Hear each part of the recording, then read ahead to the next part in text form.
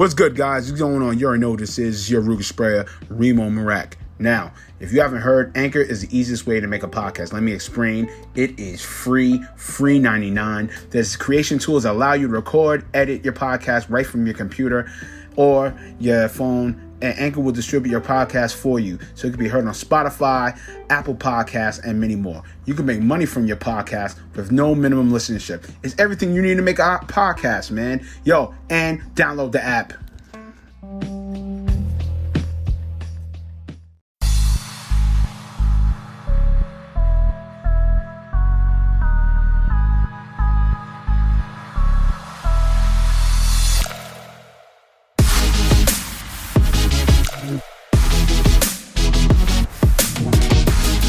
What's going on, y'all? You already know when the how go. It's the Ruger Sprayer, your neighborhood Ruger Sprayer, Remo Marak here. Another edition of CUT. You know what the CUT stand for? Culture, urban, technology, and sports. Now, okay, gentlemen, to my right, to y'all left, I ain't gonna hold you. It's a little bit of history, little bit of history, sir. You know what I'm saying? Definitely with Hynaken. You know, definitely. Ever since I came in this media game, you know what I'm saying? I've always seen him around. Definitely linked up with him back in 2016, 17. I think that was at Ballin' for Peace. Ballin' for Peace. Yes. I remember that. It was raining ridiculously. Like Esso was like, what the fuck? Yeah.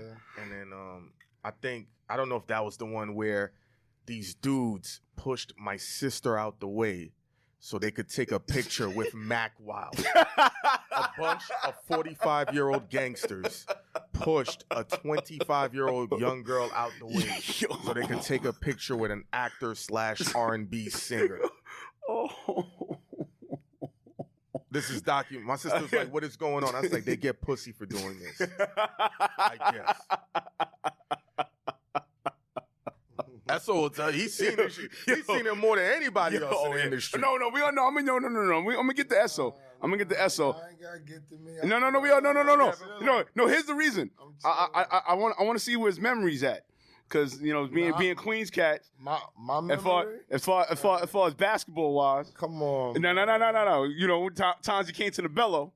Of course. Okay. I've been to the Bello. Okay. I just want to know. That's what the history is. I'm from Rockdale Village. So you of course I play ball in the Bello. Come on. Ooh, man. the Bello. Yeah, son. Bello Park. Oh, yeah, facts. But definitely nonetheless, they are of the dopeness podcast, Bag Fuel. Real talk. I'm so happy that they doing things back with Bag Fuel, because I ain't gonna hold you. That little break y'all took was crazy. Yeah, we didn't really take no break, though. Like, you know what I'm saying? Like, we just didn't record solo shows. You know what I'm saying? Okay, but we was transitioning to doing stuff on Hot New Hip Hop. Right. We had transitioned to the back to the This Is 50. Right. So we had to get people to come on our shows and do things of that nature. Mm. Then I started on the TV show thing. Yeah, we're gonna touch on that. So as we evolve to do different things, like, we stay together when we're doing different things. Correct. So if I'm going to the show 9 times out of 10, Hynaken's going to the show too. Facts. So it didn't leave a lot of room to be going back to do solo shows. Plus out the cameraman that we had or have or whatever, he had a lot of different things going on during COVID. Yeah.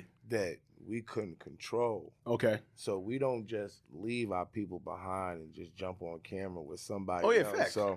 So it was a lot of different things that Hynaken used his genius and realized that a lot of people didn't see a lot of the stuff that we had. Mm-hmm. So he packaged it back up, developed clips of stuff that people never saw. Right. And then it maintained our being. You know what I'm saying? The visibility. Right.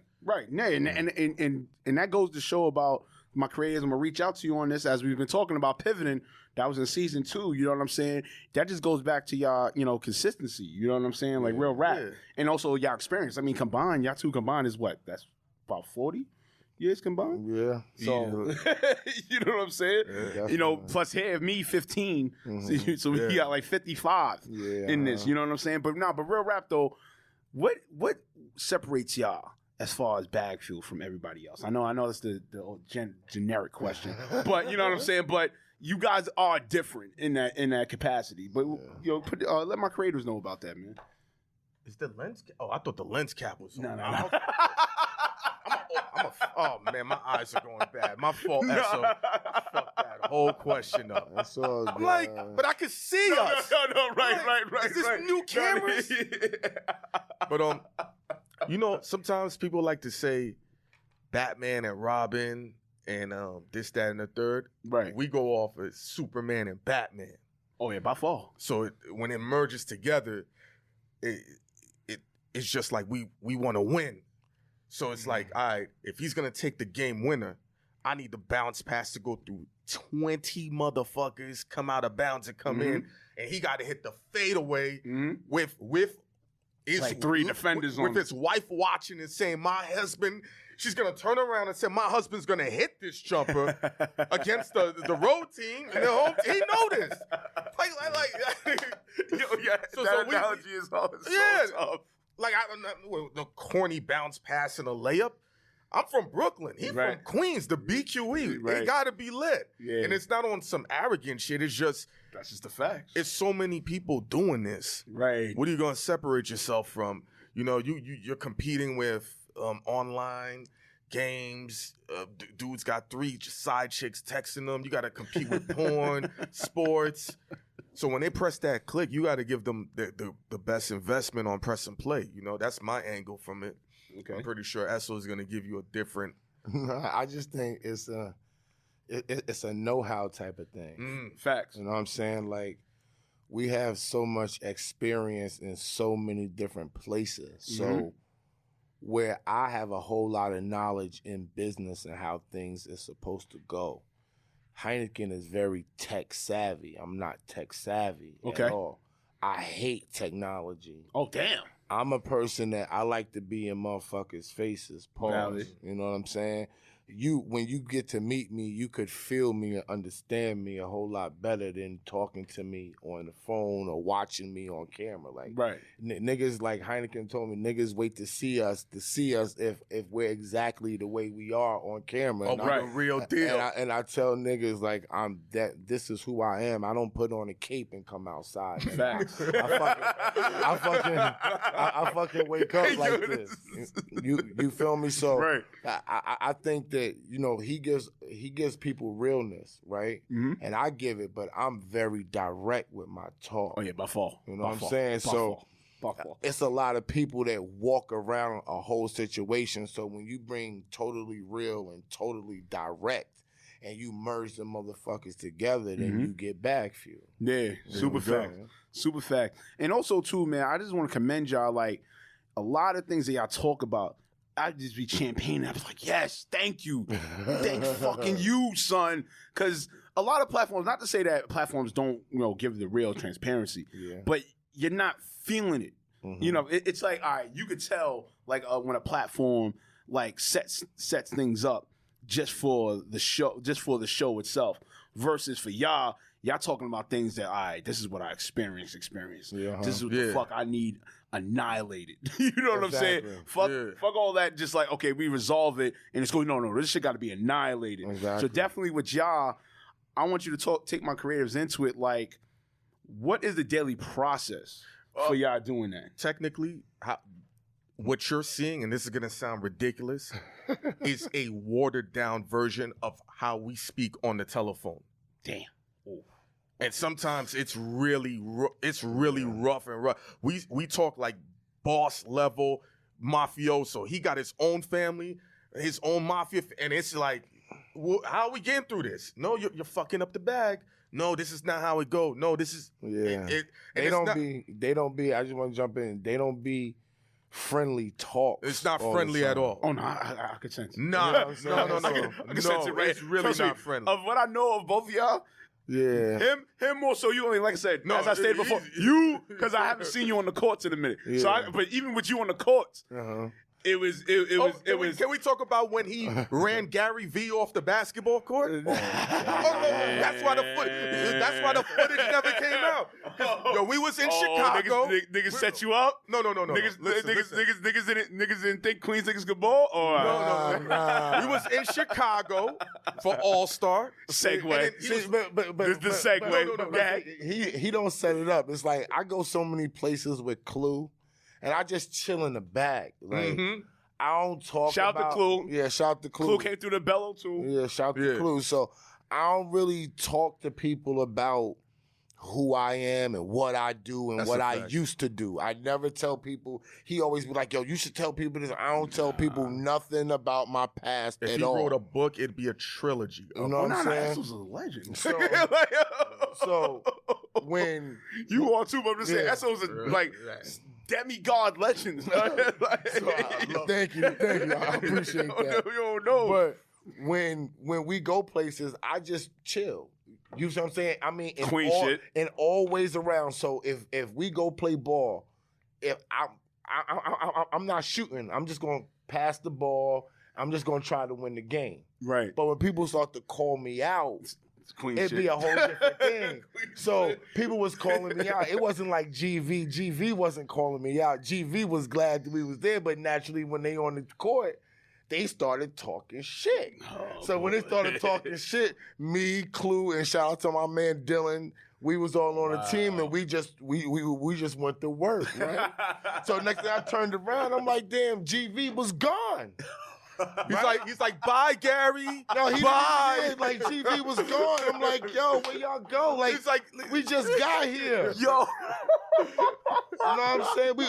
We just got here and shit. And then another girl challenged me. Shout out to Stefania E, because she saw me kicking the rock, and I beat Stefania E. Shout out to her 5-0. And I asked her, I said, what made you want to come mess with the gods? Why did you want to come fuck with me, Stefania? With the gods. I mean, she called me out, because she goes from court to court around the fucking world, calling people out. Times Square, California. Mind you, did the footage ever come out? Nah. Of course not. Of course not. Nobody. Nobody be giving me no footage because they know I'm putting that shit up and I'm talking shit. It ain't. Segue. Real talk. Would BAGFUEL go against Gilly and Wallow? Deadass. Go against what? In what way? In basketball. I mean, I know you don't. I know you don't. You who? Or no? No, listen. I mean, I haven't played in years, but I'm gonna keep it honest because he's the one that said the realest shit is a lot of business deals either get done on the dinner table or on the basketball court. True. That's true though. So, you saw me. I was like 70 pounds heavier, so there was no way we switched places. Yeah, it was brolic, yo. Like, I mean, hey, we switched places. You're in a relationship, though, right? Nah. Oh, okay. Nah, free agent. Okay. But so when. Yeah. That's niggas only gain weight. I know this is gonna happen. He said you gotta but you gain weight. You got a bitch, don't you? Yeah. You on lockdown right now. You on lockdown. Nigga cuffing. He's like, nah, free agent. Just so y'all chicks know. No.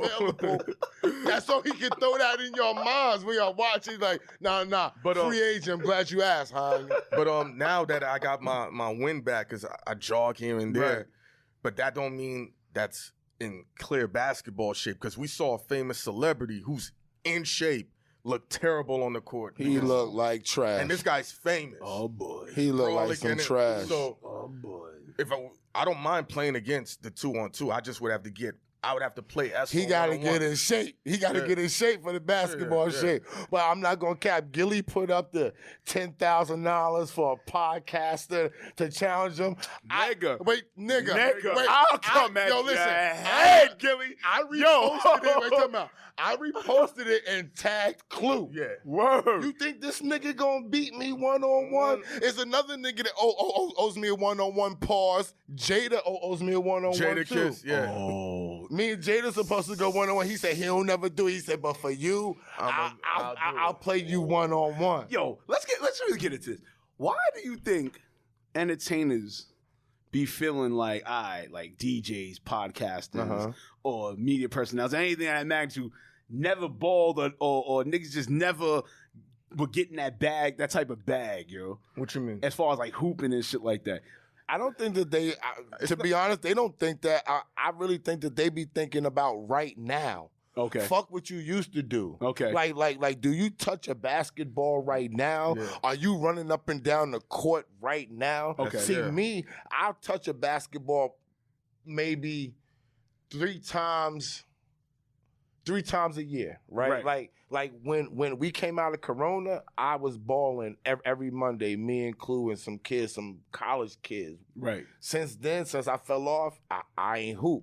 Mm-hmm. But I ride a bike 23 miles a day, right? I do my push-ups. Mm-hmm. I'm in the sauna. Right. So the one thing I got when I do touch that basketball, my jump shot never leaves, and I got stamina, G's. Yeah. You had the you feel what I'm saying? It was crazy. It was crazy. Yeah, look, it was crazy. I ain't gonna hold you. You ain't gonna steal the ball from me, and I'm gonna be able to shoot at least from top of the key on in. I don't know about NBA range coming off the bench and all that, but I am gonna put in some buckets. 18 and in. That's all you need to do. Please.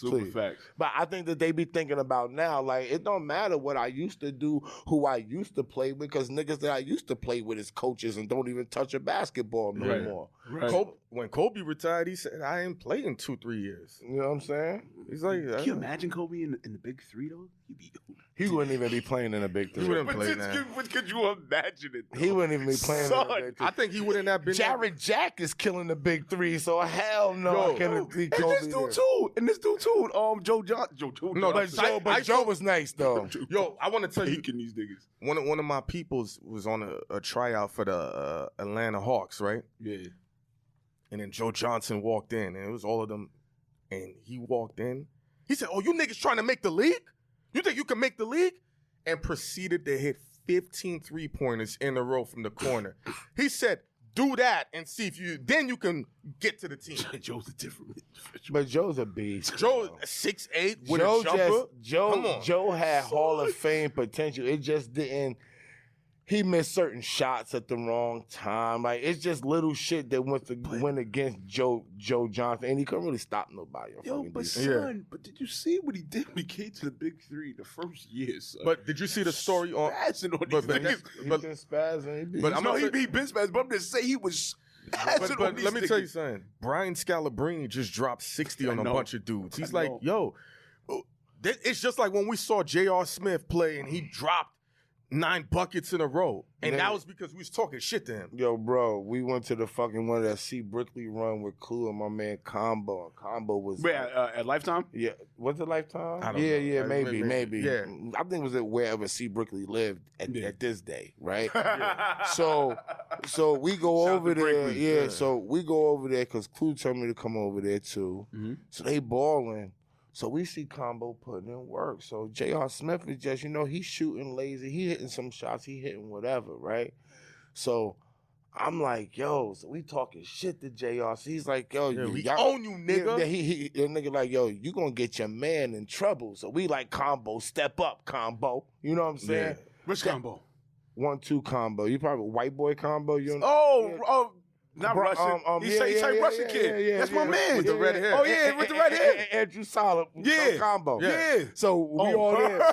Combo there. No. And Combo was putting in work, right? Combo was So we popping shit. Then JR, I don't know what the fuck happened. He looked at us. He said, yo, y'all gonna get y'all man in trouble. Watch.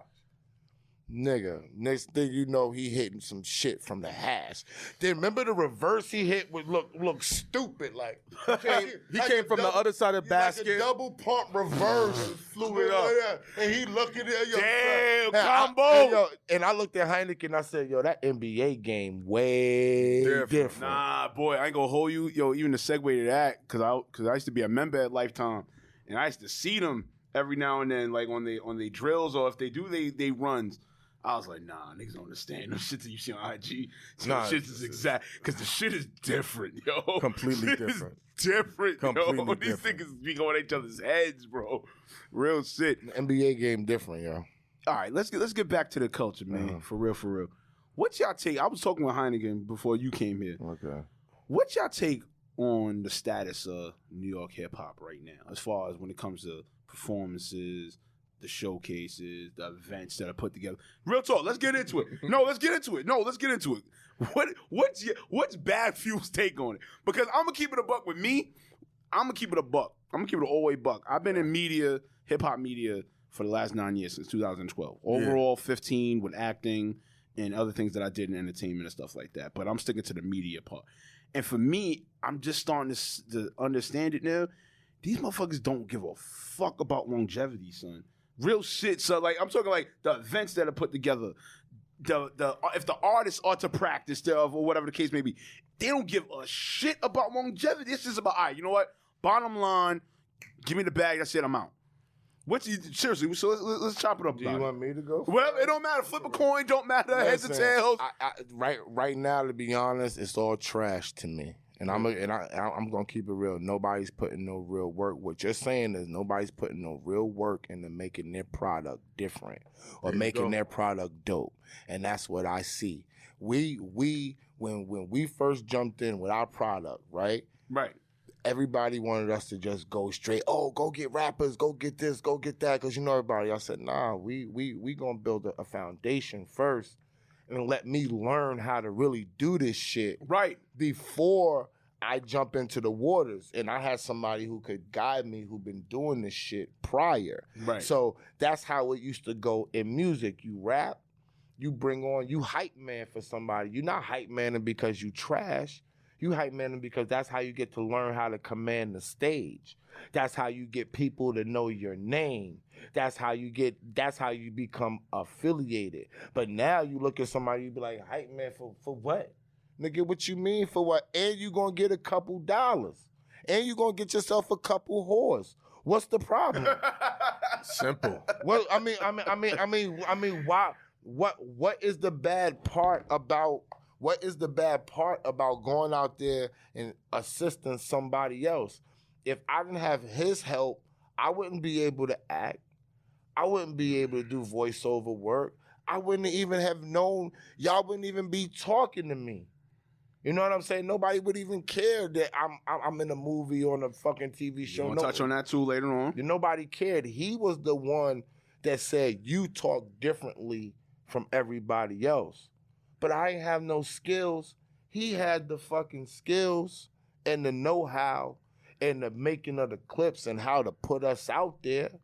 You know what I'm saying? Like, nobody wants to learn how to throw parties. They think, yo, right. Please preach on that. Nobody wants to vibe with the rappers. Like, I thrown parties. I had gimmicks for my parties. I had hosts for my parties. I was the first nigga.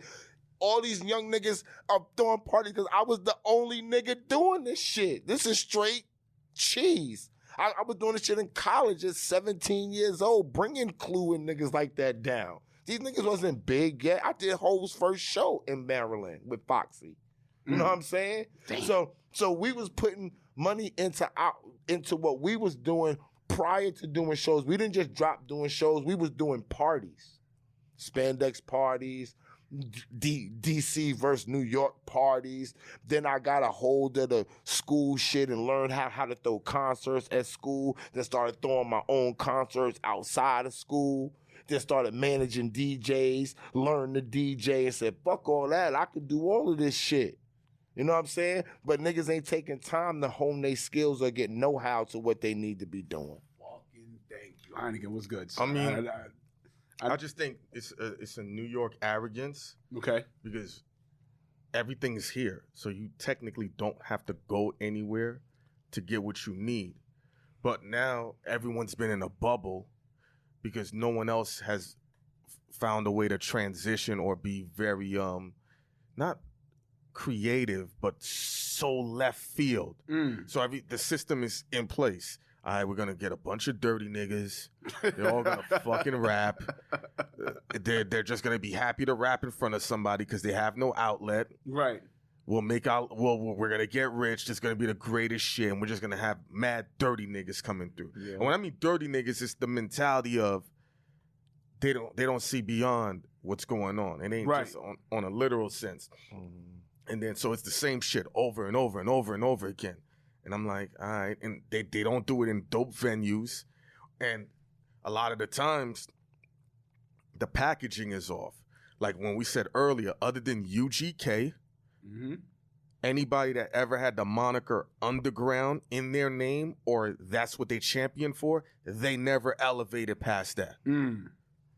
I'm the underground king of the DJs. You stayed right there.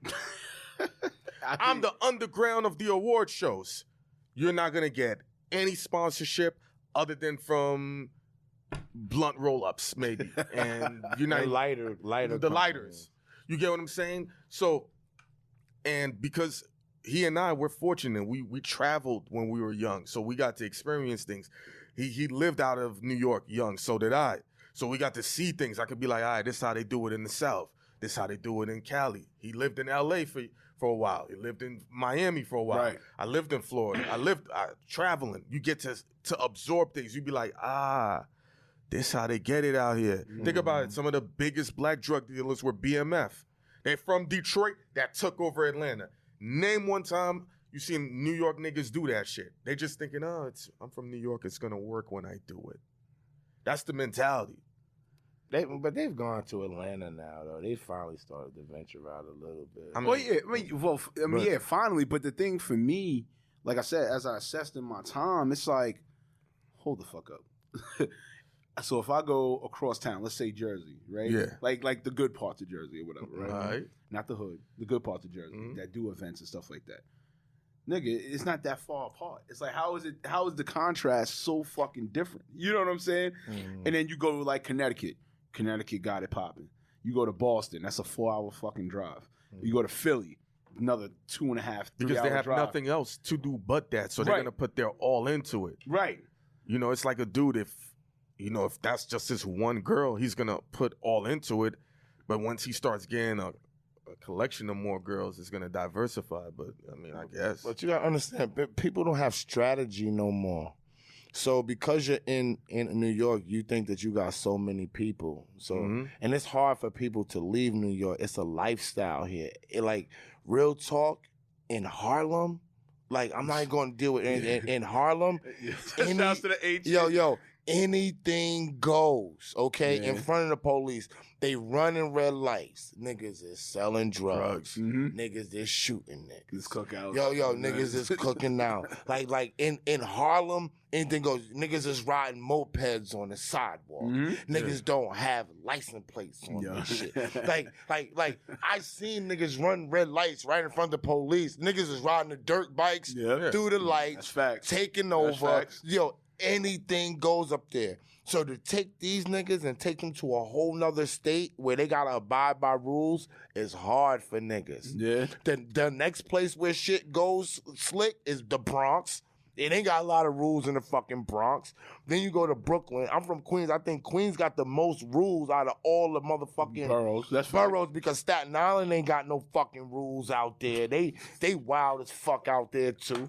So you take these niggas and then you want to take them and put them to places where it closed at 2 o'clock and shit is really shut down. Like 1:30. Niggas ain't really trying to bust those moves like that. So it's hard for New York niggas to just get up and go places, my nigga. You know how hard it is to go to a place where there's no corner store? Facts. There's no 24 hours. Facts. It's hard. And then the highlight of your day is Wawa, Winn-Dixie, and Walmart. I lived that life. And Piggly Wiggly, if you talk about the Carolinas. Yeah, you know what I'm saying? Publix. I lived that life. Where you go into the wing shop and you go to a bar where he said they close at 1:30 and the drinks are $2 a pop. Yeah. And it's nothing but like trashy, like trailer park women. You could smell the pussy through their shorts.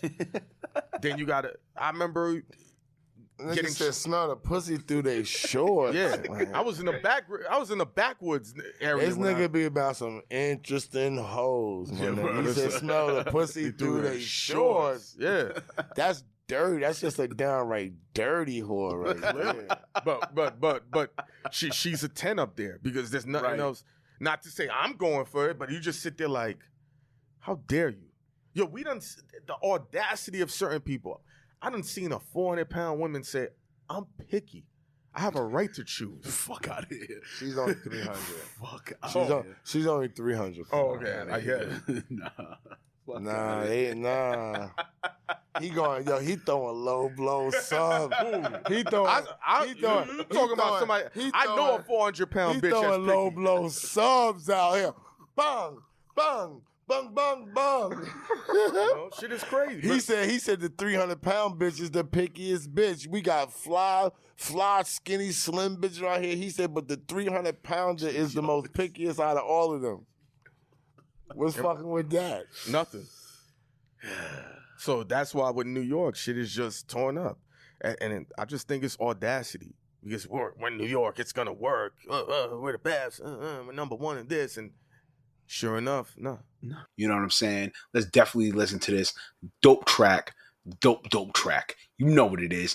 Hashtag PTC. Pound that chest. Come on, man. We'll be right back, my creators.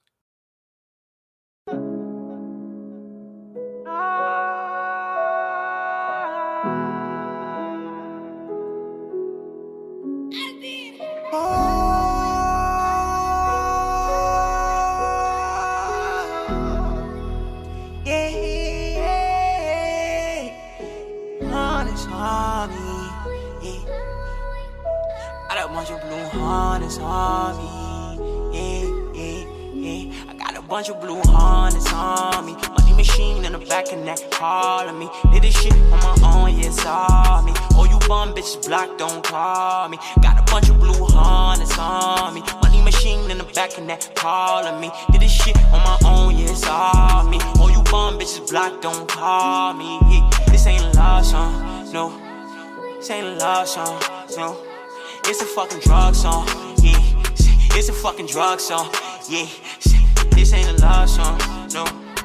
This ain't a love song. It's a fucking drug song. Ski mask with your gloves on. I got a bunch of blue hornets on me. Money machine in the back of that calling me. Did this shit on my own, yeah, saw me. Oh, you bum bitches block, don't call me. I was on the block, I was on the grind. We was catching cases, mask over faces, kicking down doors, just tell me where the safe is. Way before the fan shit, can't believe I made it. Couple cases still open, so I can't say shit. Hopping on planes now, taking vacations. I don't want no dot box, all you bitches basic. Never go and chase pussy, all I chase is paper. Wonder why I changed up, cause I got that money now. Fuck you broke niggas, you ain't come around. I ain't have shit, you ain't never hold me down. Got a bunch of blue harness on me. Money machine in the back of that calling me. Oh, you bum bitches block, don't call me. Did this shit on my own, yeah, saw me. Got a bunch of blue harness on me. Money machine in the back of that calling me. Did this shit on my own, yeah, saw me. Oh, you bum bitches block, don't call me. No, this ain't a love song, yeah. It's a fucking drug song, yeah. Ski mask with your gloves on, yeah. Ski mask with your gloves on, yeah. Say, I was on the block, I was on the grind, yeah. We was catching cases, mask over faces, kicking down doors, yeah. Tell me where the safe is. I was on the run, I was on parole. I was selling pills, I was selling dope. 5 on parole, category 1, fishing in the cup. Got a gun, step daddy can't beat me no more. Christmas come, no gifts, goddamn Santa ain't shit. Mama in the back room getting high. Every night I cry, asking God why. This ain't a love song, no. It's a fucking drug song, yeah. I got a bunch of blue harness on me. Money machine in the back of that calling me. Oh, you bum bitches block, don't call me. Did this shit on my own, yeah, saw me. Got a bunch of blue harness on me. Money machine in the back of that calling me. Did this shit on my own, yeah, saw me. Oh, you bum bitches block, don't call me.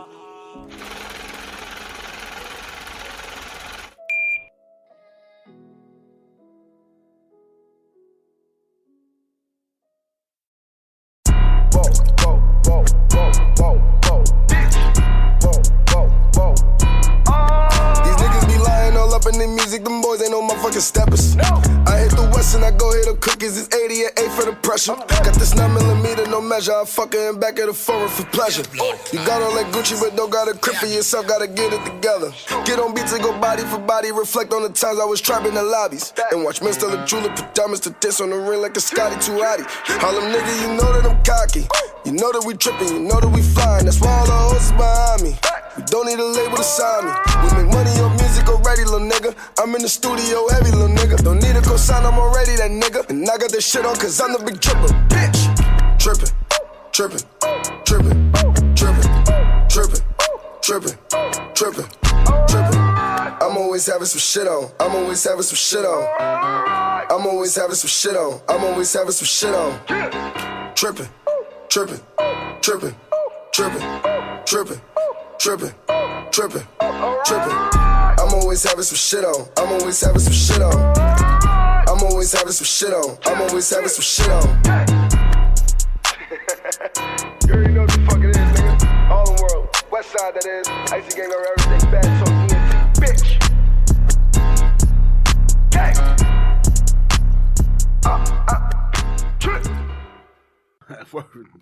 I just think it's a lifestyle. So, I mean, it's so many things I feel like that we could say about it, but I definitely agree with him. That's a mind state type of thing. Man, we definitely think in our minds, but I'm not gonna cap. I don't know where people are from here, but New York is the pinnacle of the world. Right. So it's hard to leave when, like, my father is a country boy from North Carolina that lived in New York his whole life, and he realized, he said, you know what, New York is the only city in the entire world. That's why they call it New York City. Mm-hmm. They don't call us this and that city. It's New York and New York City. Why? Sure. Because there's really a whole bunch of buildings. There's really a fucking city out here. Mm-hmm. You know what I'm saying? And he said there's nothing like it. And then when you look around, everything wants to be based around what New York is. Yeah.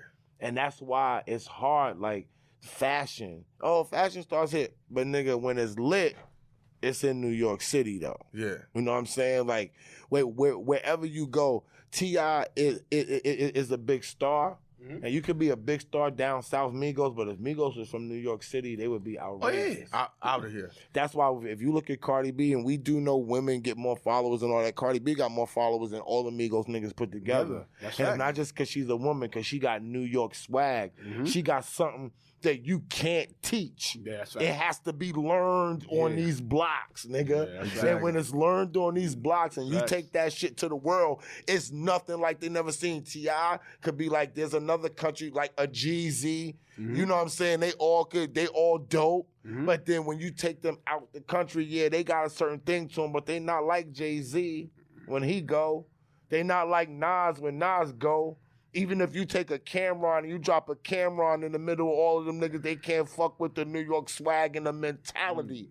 It's totally different. That's facts. Mm-hmm. And we're the only ones, we're totally different from the entire world, nigga. That's facts. Yeah. And you can't find nothing like it. When you step off anywhere, they say, where you from? New York? Yeah.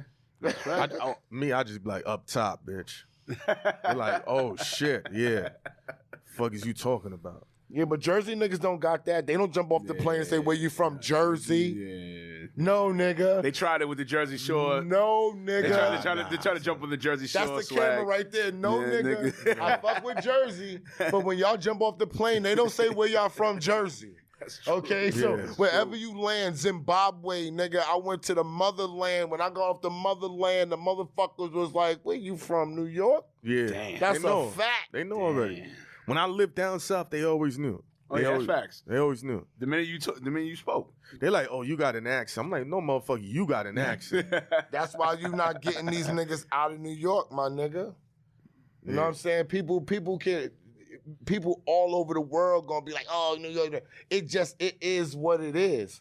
It's like niggas, a chick saying, a fat bitch saying, why all the bad bitches run the world? It is what it is. That's it. Why do niggas like light-skinned girls? I don't know. It is what it is. You know what I'm saying? So you take that and you flow with it. You don't like it. But see, when a New York nigga knows it, that's what make niggas not like it.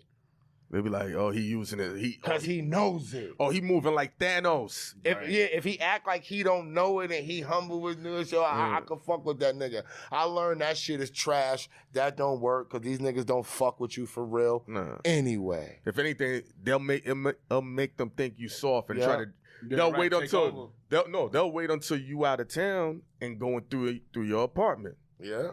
That's crazy.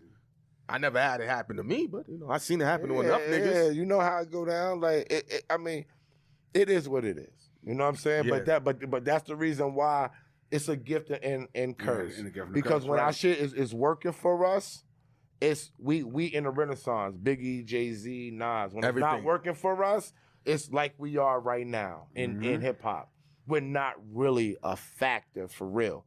We always gonna have couple people dropping records, you know what I'm saying? But are we a big factor in hip hop right now? Nah. It's diversified. That's what I'm saying. And that's what I want to touch on. Like, who could we pinpointedly blame it on? If you had to blame. I'm not gonna say we're gonna blame anybody. Right. Okay. But what I'm gonna say is, especially him being in the music industry, he'll pinpoint this. And what I saw. What I started seeing was other regions started figuring out how to make music that lands outside of their region. Right. And right. When I lived in different places, you ever seen the movie Drumline? Yes. With Nick Cannon? Yes. That's every producer down south. Their story. All of them could read music.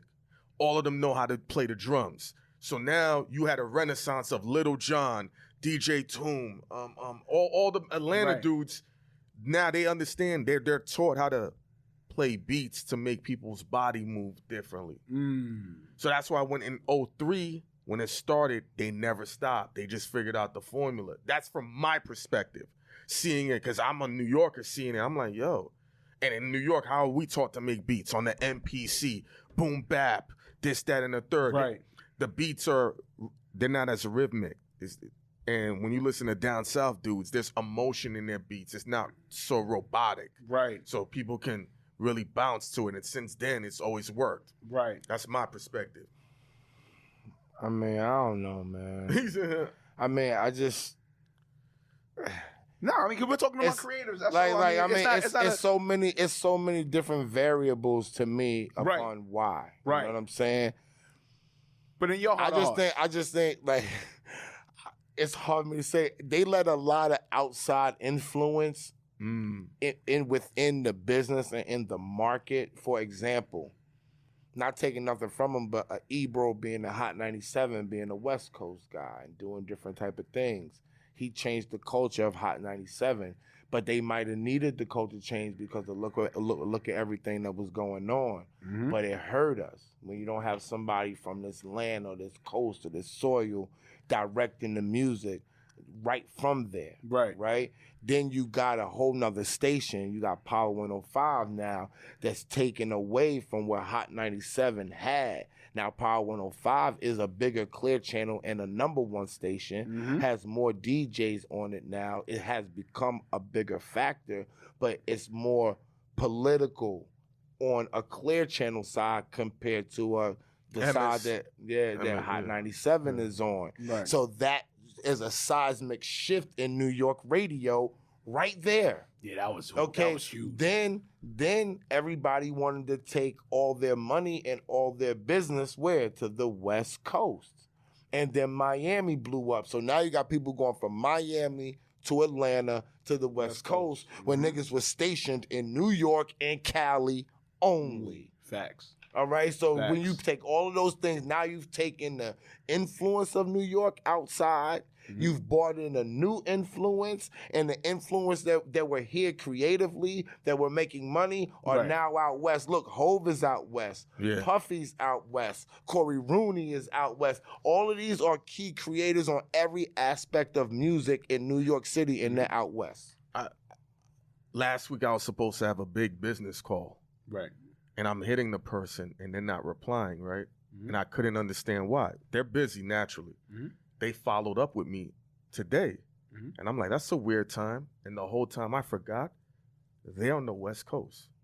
So now I got to do business calls at 3, 4 p.m.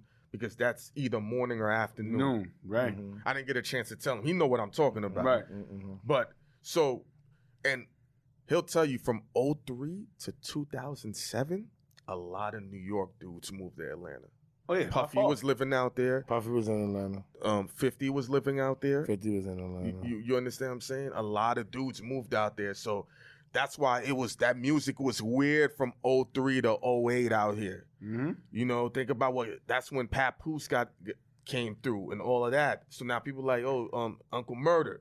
You seen how that came. So everybody's coming in rugged because there's no one to say, yo, we're going to polish this up. We're going to do this. We're going to do that. Right. You know, it's a lot of little factors. I mean, it's the whole net. It's how people can just throw their music up now. That's another thing too. Like my record that's out now, right? The rapper that I fucked with, I've been fucking with him since he was young. He's still young. You know what I'm saying? Right? But he wasn't prepared to make a song. Right? So a lot of these rappers, they think that they're making songs because they put a verse on it, and man put a verse on it, and they put it out. And because it's accepted, they think it's a song. And it's not a song. It is a great idea. It might even make you money. Right. You can do shows with it. Right. But if you don't learn how to make a song, you're not going to be able to stay here.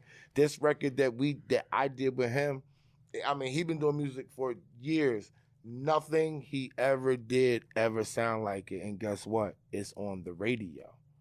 I know how to do a record that's going to fit into the playlist. Do y'all listen to the radio? No. Well, how are you going to know what style of music you need to get on the radio within the playlist? To add to that, that's the same thing with promo.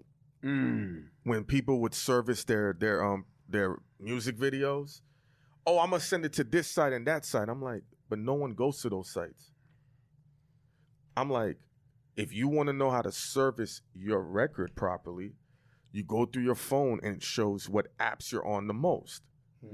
So I'm like, why are you not paying for Instagram ads? Why are you sending it to a website that's ranked like 800,000? No, that's 8,000 is great. no, I'm just saying like value-wise. No, I know niggas that's paying to be on a website that's 800,000. Right. It's just damn. And you could take a 10% of that budget and put it into Instagram, where you're on every day. Right. Oh no, but we gotta go. No, we don't gotta go there. No. That's like saying, yo, we're gonna go where the bitches used to be at, and then buy drinks. Why don't you go where the bitches are at now? And then where the drinks are cheaper. Yo, Hynaken is yo. No, think about it. We're gonna go to a bar where there's no bitches and the drinks are more expensive. That's what happens when you put your shit on a website that's G'ing you for 2 racks and it's ranked 900,000 in the world. Right. When you can go to Instagram, pay for cheaper, and you got more bitches looking at you. Because if you say, yo, come to this studio, I got the champagne and the broads here.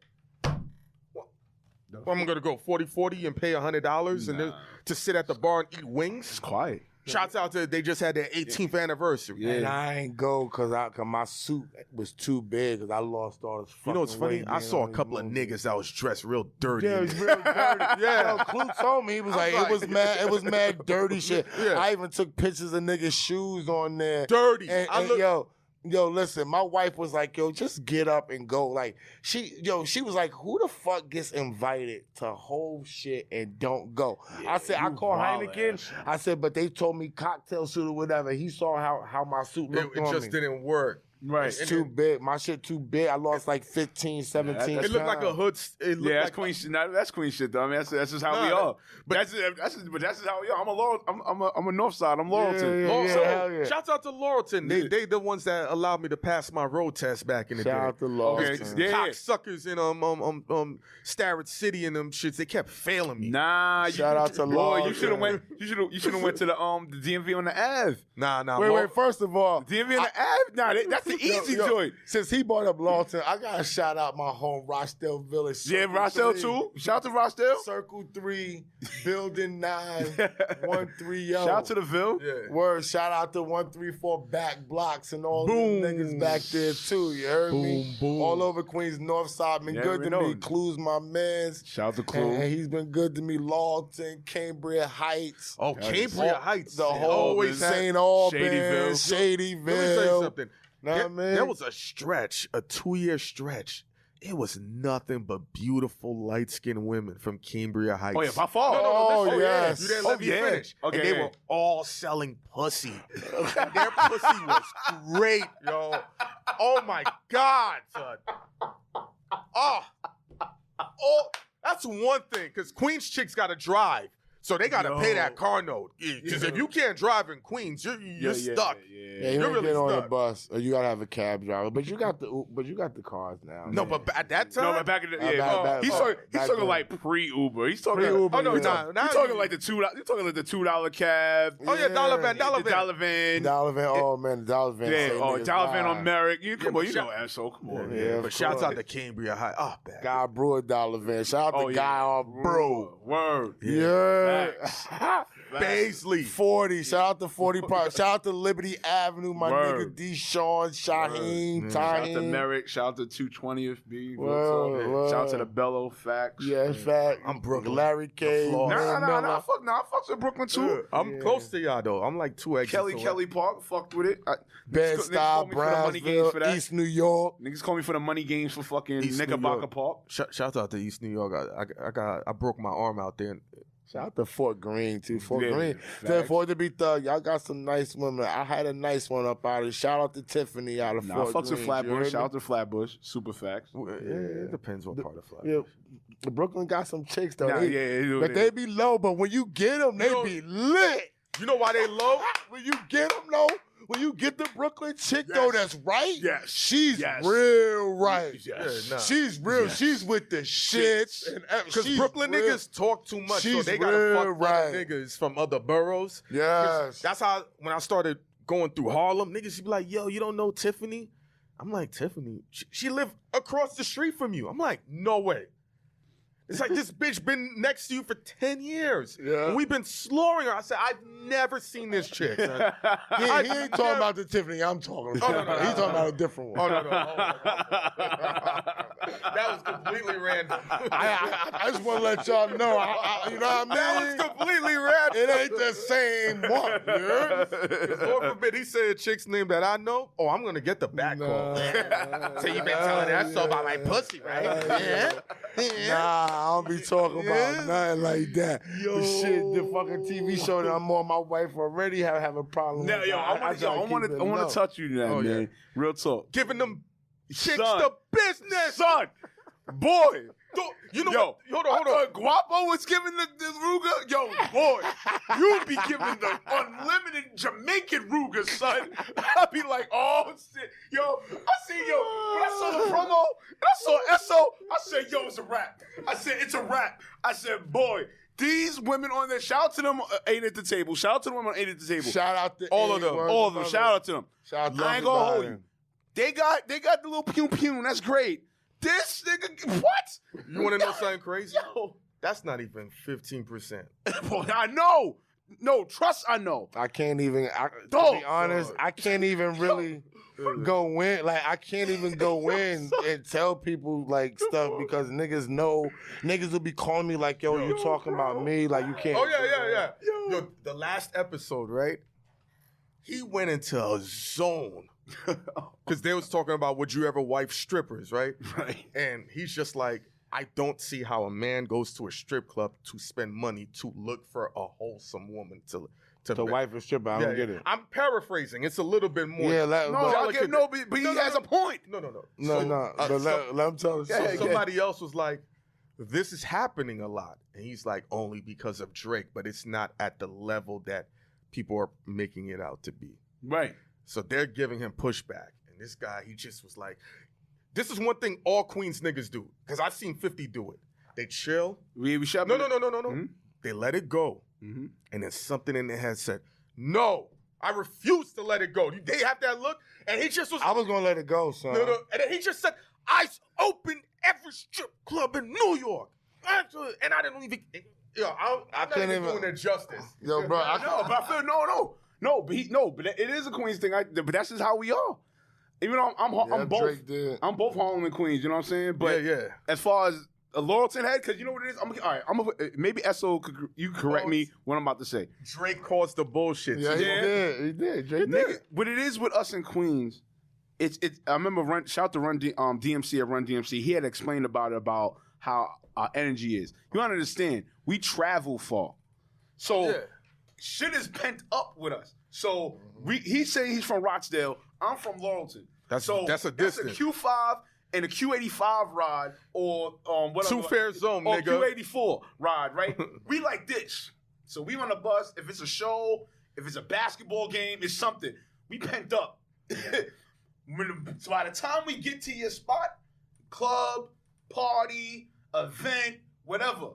All right, cool. You get that little cocky shot it off or whatever, say some shit off. Nigga, once it's go time, it's a wrap for you. Yeah. And we're not going for this little tidbit shit. No, we're annihilating. All the way. It's annihilating. I'm not waiting for it. You're going to annihilate me, or I'm annihilating you. That's it. All the way. Facts. Exactly. So I already know, son. When I saw them promo Esso, I was like, dog. Do they know? I was like, yo, it's about to be hell. Because Guapo and my man Rico. Rico 50-50. But the main ones is Guapo, that be giving hell. Who's the tall one? Hassan. Rashawn. Uh-huh. And who else? The dude every now and then he be and Oliver. Yeah. Oliver Luke. Luke is cool. Nigga, Rico give more hell than all of them. Niggas. Yes. Yeah, all right. True, but Rico get them niggas way more hell than them. Yeah, I can't let that one But fly. Rico, I know, but Rico should be capped though. Sometimes it's kind of capped. Nah. In comparison to him, no. I'm talking about as far as the value of what's being said. In comparison to Esso and Guapo, I'm saying for me. Maybe for somebody else it's different. For me, it's 50-50. So I saw Esso and Guapo. I said, it's just overkill. That's a wrap. Let me tell you something. They can't get over with none of that nonsense. Because Rico said he could do electrician work, right? And a bunch of people were writing, that's cap. But Esso will tell you, I blew out a tire in Rico's hood. I didn't have to call him. He's like, I would have came and changed that. I can do all of that. So sometimes people be like, oh, he's a pretty boy, he can't do this, or this guy can't do that. Right. And one thing Esso said, Queens niggas taught me stop underestimating other niggas. Because a Queens nigga will get robbed in front of his bitch and never say nothing and go kill the dude that robbed him. And never tell his bitch. He'll never even tell his girl. Now we keep shit quiet. Yo, nigga will never even tell his girl. Oh yeah, super fact. You know what I'm saying? The Queens nigga will wait for 10 years, 15 years to get you back just to piss on your grave. Yeah. And then the bitch would be like, remember when the nigga robbed? And he won't even say, y'all bodied the bitch. She'd be like, I've never seen him again. She'd be like, yo, me neither. Karma, babe. Karma's the bitch. A Brooklyn nigga go and say, yo, I bodied the bitch. Yeah. Harlem nigga gonna be like, I had that nigga murdered. Bronx nigga be like, I did that. Staten Island's like, we buried him by the bridge. Right. A Queens nigga just mad. Niggas just be mad low, son. Like I learned that shit quick in high school. That's super fact. That's super facts. But but real talk though. Like I said, I'm gonna repeat it again. Once Esso got on there. Oh yeah. Yo, I'll never forget the Shout episode. out to T-Mara. T-Mara got me up there. I'll never forget the episode, son. When they try to come at him with the whole, if a nigga give money, should have asked for it back. Esso was like, yo, let me tell you something real quick. I was crying. I don't even remember the shit that I be saying because I just be coming off the top of the dome. And he'll be like, yo, as soon as I come off the set, he be like, yo, come here, let me talk to you. Do you know what the fuck you just did? And I'll be like, what I do? He'd be like, come on, son. You just caught 13 bodies just now. You don't know what you did? I'll be like, I did? I'm like, okay. Yo, the strip club shit, a lot of strippers are gonna be mad. Strippers gonna hate me. But he's speaking facts though. And they took a poll on it, and I said, no, my thing about the strippers was, to this one person, they making it seem like the niggas look like strippers is the utmost pinnacle bitch in the world. And I'm like, What are you talking about? They're not the most pit. Niggas wife strippers. Niggas don't wife strippers. No, what are you talking about? Nah, niggas not a real niggas dude. ain't going in there and being like, yo, I put my hand up, I wife the stripper, and I'm going in this strip club and I'm finding me my wife. No, nigga. Yeah. Now will a burger ass nigga wife a stripper every once in a while? Yeah. Do niggas trick on bad bitches that are strippers because they want the pussy? Yeah. Yes. But going as far as wifing them Like is a whole nother commitment. commitment. Nah, hell no. Listen, get the fuck and they took a poll. It was 78-24. I'll tell you, I was getting money with this one stripper, right? Right. And she was selling pussy, right? Mm-hmm. And I'll never forget this. Literally, probably 4 blocks from here, we went to some condo spot, and then these 3 Mexican dudes wanted to run a train on her, right? So they was like, "Yo, okay, we'll pay like $600." So she goes in the back. I'm like, "Hey, go get the money." I'm like, "All right, I'm about to get my own cut out of this. Cool." So she's taking forever. I'm like, damn, these guys got energy because they taking forever with it. They should have been done like 10 minutes ago. So now some other stripper starts dancing on me, and she saw it coming back. You know, her and her homegirls had to complain to me, talking about what you did was wrong. You should have never danced with the other girl. I'm like, no. I said, yo, she just got gangbanged by 3 Mexicans. How fucking dare you? Oh, it's the principal. The principal of what? Get the fuck out of here, yo. This bitch just danced on my thigh, but she can get cream pied by 3 guys from Tijuana and whatever. Get the fuck out of here. In New York City? Yo, that's what I'm saying, son. What the fuck is going on out here, yo?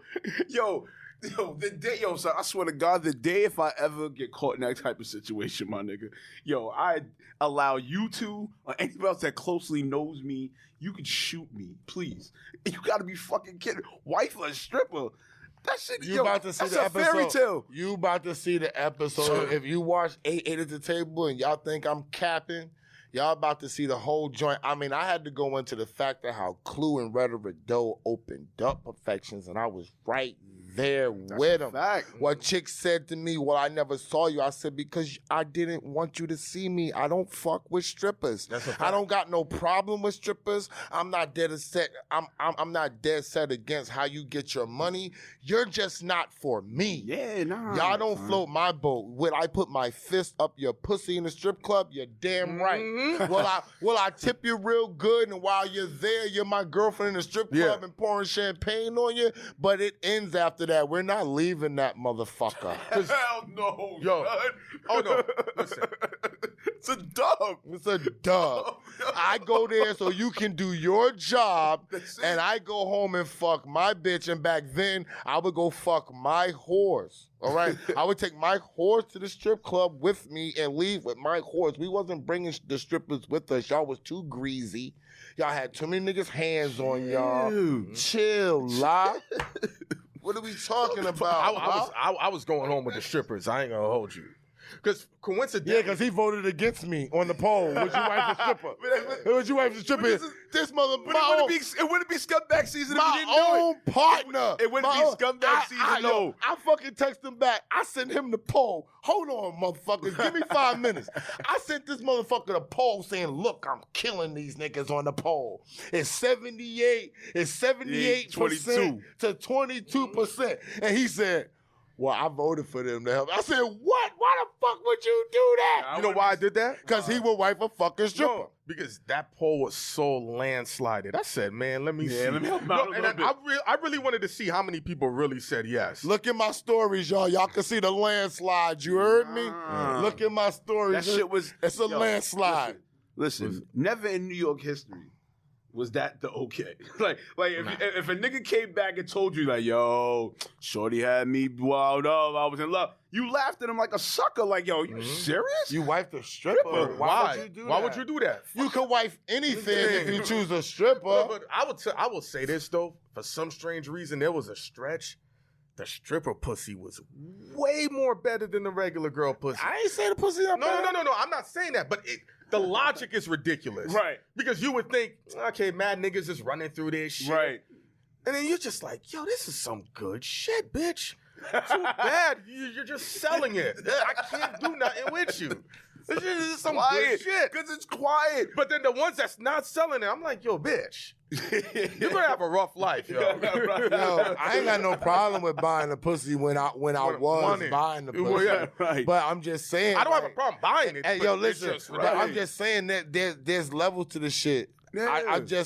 They was talking about wifing, and they were really trying to convince me that she went so far to tell me BMF niggas was wiping strippers. I said, no, they wasn't. Yo, what? That was said on the show? Yes. I said, no, they wasn't. I'm like fucking crazy. Yo, my nigga, are they fucking nuts? She said they was buying. Yo, wait, time out. The homies don't hear that. Yo, she said. They better hope the homies don't hear that. She said they was buying them cars. I said, listen. I could see buying them cars. I know mad niggas that bought cars for stripper bitches. They had disposable income. Right. But we're talking about taking a stripper out the strip club and wifing her. Yeah, there's a book that has whatever you wanted. But this is what I'm saying. So niggas, they have a book. Plus, their rule is you should have a minimum 40,000, whatever the case may be. Yeah. So they're wifing fucking strippers? Are you fucking nuts? Are you fucking dumb? That's what. Now, I apologize. I don't mean to say it like that, but no, I'm sorry. Of all people to mention, BMF, nah. You're capping. You're super capping. But listen, you're super capping. See, the thing is, I lived in the strip club culture down south. Right. So she lived down south. So I know how niggas act. But because of how I lived so many places, right, most people are always gonna be cool with me because they feel like I'm not too Brooklyn, if that makes sense. Like Harlem niggas would always be like, you're one of the Brooklyn niggas that could be from Queens, you could be from here if you lived there. So seeing how shit was going down south, I understand where she's kinda coming from, but no. Right. What I mean understand is seeing how niggas was acting, but you know how niggas like to say, yo, back in the day, the 90s niggas, Mark Price was a nice nigga. And I'm like, he'd be Kirk Heinrich today. Right. Stop romanticizing shit. Right. Yo, when we have this basketball, he's about to come from my neck. Yeah, that's facts though. Mark Price is now Kirk Heinrich. You know what I'm saying? No, he was not. He's not Kirk Heinrich. Mark Price was quality point guard. He's not Kirk Heinrich. He's not Kirk Heinrich though. I wouldn't say that. I would look like he's not Kirk Heinrich. He's like, if anything, for today's game, Mark Price would be probably like a third-rate Steph Curry. No way. He would be. I'm dead serious. No. I'm dead serious. Mark Price would be even more dangerous right now. Mark Price was giving like Mark Jackson these problems. He don't watch old basketball. I don't watch. I don't romanticize. He watches stats. But that's not a romance. Let me ask you. I'm speaking as a baller though. Thank you. All right. Thank you. No. Let me ask Ron Strickland the business. Thank you. Let me ask you something. Thank you. Real quick. They showed a stat of Mark Eaton and Hakeem Olajuwon from 85 to 90, right? Okay. They was getting an obscene amount of block shots, 380, 400. Right, for the season. Yeah. So they're like, how come it's not like that now? And I said... Because everybody's shooting. No. Let's not do that. Yeah, no. You guys are ballers, right? No, we are. No. You guys are ballers. I don't argue with him about basketball. No. You guys are ballers, right? No. You guys are... Whose layup would have been easier to slap? De'Aaron Fox or Mark Price? Who got the better layup package? No, of course De'Aaron Fox. That's my point. But niggas, when you watching dudes coming... Mark Price is like this. But Mark Price wasn't... No. Here's the thing. Yo, he's mad. No. Here's the thing. Mark Price wasn't... He was an okay driver. That's a wrong comparison. De'Aaron Fox is a better driver. But there's a lot of dudes with the layup package. No, right. But here's the thing though with Mark Price though. Mark Price was a better point guard. Is lethal. He was lethal. Yo. If you gave Mark Price the pick, that's an automatic bucket. That's an automatic bucket. He never played basketball. So I don't argue with him. That's an automatic bucket though. I don't argue with him. Listen, and on some real shit, he had the sneaky around the back and still had the jump shot. Listen, if you're laying it up like this, versus a dude. Cause no, right. I get what you're saying. Because listen, you see when Jordan came. No. Listen, don't listen to me. Listen to me. When he came in, part of it is because he had the great layup package and he could jump high. Of course, more dudes are that close to that level of athleticism now than 30 years ago. Yeah, by far. So it's easy to snuff a bunch of niggas that throwing it up like it's a Fisher-Price rim than somebody who got the real layup packages. I'm talking about Mark Price like he's Steve Kerr. Steve Kerr, yeah, he couldn't dribble. Yeah, right there. Mark Price was definitely not fucking Steve Kerr. He was definitely not. Okay, let me ask you something. If you asked me to put $1,000 down on whose shots y'all would snuff, I'm gonna say you're gonna snuff Mark's shit before De'Aaron. De'Aaron is 6'4". He's a different style of point guard. De'Aaron is more, honestly, he's more of a two guard than a point guard. Yeah, right. He's not a point guard. Yeah, right. Nah. Mark Price. Listen, he's not a point guard. Mark Price. Chris Paul or Mark Price? Whose shot can you snuff quicker? Thank you. I get what you. All right, thank you. But I'm taking Chris Paul over Mark Price, but we say snuff his shot. No, I'm saying I'm taking Chris Paul over. I'm talking about the way you play defense. But we saying Chris Paul is a top 5 of all time. All right. What are you saying? That's what I'm saying. Rajon Rondo or Mark Price? Whose shot? I'm taking Mark Price. No way, sir. Over Rondo? On whose shot you can snuff out of the air quick? I'm taking Mark Price to run my team. I'm not worried about. No, I'm not. He's talking about the block, the shot. Blocking the shot. I don't get into. No, he's not gonna do that. I'm that way too. But I get what you're saying. Who is gonna affect the game? I don't need Mark Price. That's why I argue with him. Mark Price right now, it would be more lethal. Right, you could not touch him. You could not touch him right now. Jump shot and 3 niggas wasn't even shooting threes, and he had a ratchet.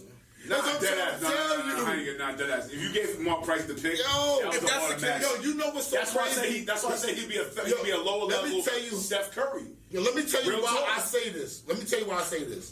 Shaheem is my barometer. That's who I came up with. That's who I put forward. Me, Shaheem, and Rafa. Okay? Right. Oh, shout out to Ray. All right. Shaheem went on to be McDonald's MVP. He would have been pro. He messed up his foot. Blase blah. Rafa is pro. Jamal Robinson went pro. These niggas I played with. Okay, right?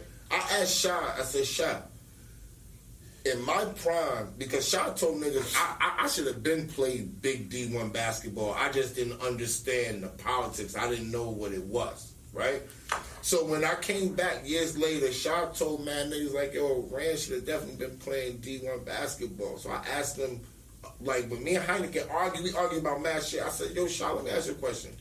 Do you think that my game would transcend now with all these niggas jumping around? He said, yo, you would be a bigger commodity now than you ever was. Yeah, that's a fact. Because of how well you could shoot. Yeah. He's like, shooting right now is of a premium. Oh, yeah, so the fact that you could dribble back then, niggas had to be sham dog. Niggas doing all shit around their head. And if you wasn't doing that, you wasn't that guy with the dribble.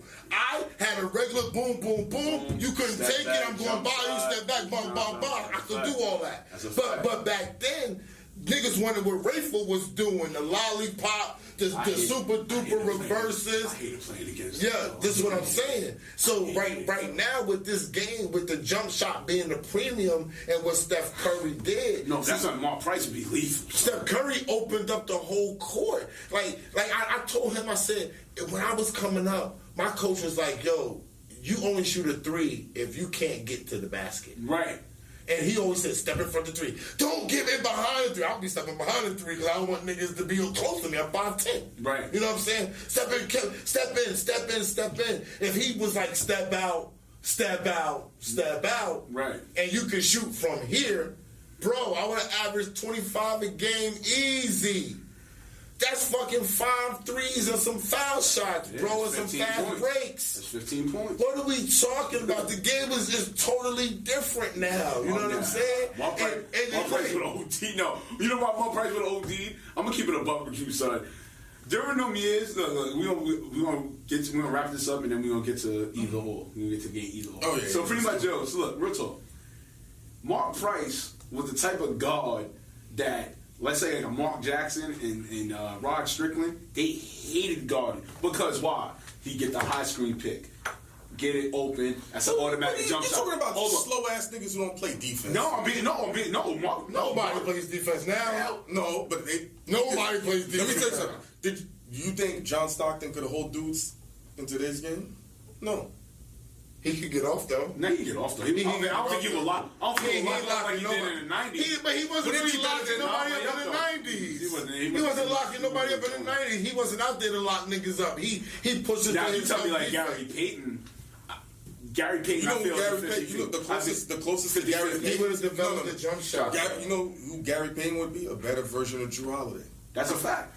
That's a fact. Drew Holiday. You think Gary Payton would be a better Drew right now? Yeah. Drew Holiday beastly. Bro. He beastly though. I'm not undermining Drew. Drew do a lot. That's probably the closest. Let me say something. Drew does a lot of shit on the offensive end that Gary Payton did not do. But you see what he does defensively? Yeah. That's not something a lot of dudes can do. That's how come when dudes be like, oh, you can do this. When you look at Iverson when he came in, even with the hand checking, nobody could hand check him because he don't back down. He don't back down. Hand checking only works on niggas who can't dribble or niggas who back down. Yes or no? Yeah, that's true. But once he like a nigga like Rand, hand checking ain't gonna work. Do you back down on niggas unless you go in the post? You can actually dribble. I'll dribble, but I never was back. I was always side. Yeah, that's what I'm saying. So because if they reach, you can bring it back. So I never, I never went the butt to the back like that. You know what I mean? I ain't do all that. Nah. So yeah, you saying you couldn't get on the court if you did that. Nah, you finished. They like squeeze him. Like, nah, get him out of here. We gotta get somebody else. All right, fellas. Enough of the chit chat. We're gonna get this game either or real quick. Either or, situational game. No political answers. Okay. Gotta be one or the other. So, both of y'all gentlemen, 20 years in the game plus. Alright. Both are tied to a chit. 10 rhinos. 10 steaming, pissed off fucking rhinos are coming at you. Okay. In order for you to escape, you gotta pick 2 different years of your success. Either year 2 or year 13. Which one are you picking? I can tell you the actual years. Which one? No, because of your career. I would take 2008, 2012, 2016, but I would take either 08 or 2000. I would take 2008 because my body was just so everything. Everything. So I would take. That's one. I've had multiple years, but I would. So that's who you take to get out that situation. Or I would take this year. Okay, so speak about this year. Let my creative know. Speak about the reason why is now I'm in a different because Esso and I mentally I'm more seasoned now and my body's more to what it was in 08. So I might not have the know-how to get out this year. So if I'm gonna I'll take this year too as well because it's 10 fucking rhinos. I gotta figure out a way to kill these motherfuckers. Right. Esso, what about you, Esso? 2005 and 2020. Oh, real talk? See? 05, 20, 08. Okay. All right. BAGFUEL, definitely dope platform regardless. But let's say everything was a go. Let's say budget, go, support, go, everything a go, right? Yeah. And you got 2 type of influencers that to represent your brand. You got the one influencer whose engagement is crazy, but their attitude and their demeanor is horrible. Let's say that their game is like in $1 million. Then the other person, low engagement, great personality, great hard work at everything. Who y'all taking with to represent y'all brand and why? I'm taking the low engagement because a great personality. Because somebody can EMP and then social media is done, but the human factor will never go away. And part of certain things I didn't become successful in was not learning how to interact with people. And that's an important skill. And that's one of the arguments or the business maneuvers Esso and I have had. There's a human component to being able to speak to somebody, to having likability. Right. You know, a person with 200 followers might be able to close $1 million deals versus somebody with high engagement that's a fucking cocksucker. They were like, he's a cock. I don't want to give him no money. So that's just me. Okay. Esso, what about Right you? now, I'm taking a high engagement nigga. Word? Because I don't want to talk to them anyway. I don't like talking to people anyway. Okay. So I'm taking engagement because then I'd rather them put the light on me and let people come and meet me and meet me for my own self. Oh, shit. All right, son. Damn, so I didn't expect you to choose that, but all right. Last situation. Both of y'all definitely had different careers as y'all going through y'all success. You know what I'm saying? Yeah. If you had to look back at it, which one would you take? If you had to go back at it, would you take your second career? Would you take your first career over your careers now? Like you, Esso, would you definitely take basketball? Take it right now. Take it right now? Wait, no. But basketball, see, that's what I'm saying. I wouldn't consider my career because I didn't go as far as I could have and should have gone with that. Okay. So I feel like that was dead before it even got a chance to really get off the ground type of thing. Okay. You know what I'm saying? But if I would choose, basketball is my first fucking love. So that would be the first thing that I would choose. But I thought you was talking about as far as where I became successful was in the music business. Yeah, right. No, definitely. Promoting managerial, or would I rather be the creative talent? I would definitely rather be the creative talent. All right. I'm right where I'm at now. I've sacrificed a lot for this. I've lost relationships with family members, women, money. So at this point, it's like I'm all in. So there ain't nothing else to it. Okay. I sacrificed a lot of. I could have had great jobs, making great money, other shit. I'm just like, nah. This is where I'm at. So this is where it is. All right. Definitely now, you're going to talk to my creators, the last part of the interview.